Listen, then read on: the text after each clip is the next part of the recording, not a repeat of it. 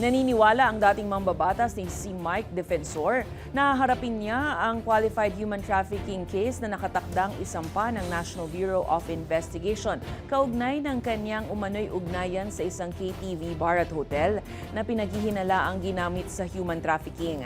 Pero giit ni Defensor, wala umanong matibay na ebidensya laban sa kanya bilang may-ari ng gusali kung saan matatagpuan ang mga nasabing establishmento. Ayon sa kanya, may humigit kumulang na 20 lessee o nagrerenta sa gusali at hindi siya ang direktang namamahala sa kanilang mga operasyon.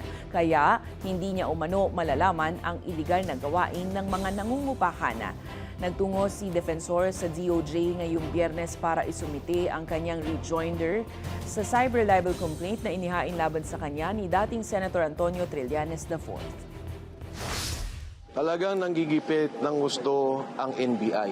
Hindi ang NBI as an institution, but an NBI being used as a weapon by Attorney Melvin Matipag. No? Ni Matibag. Siya talaga nagtutulak niyan.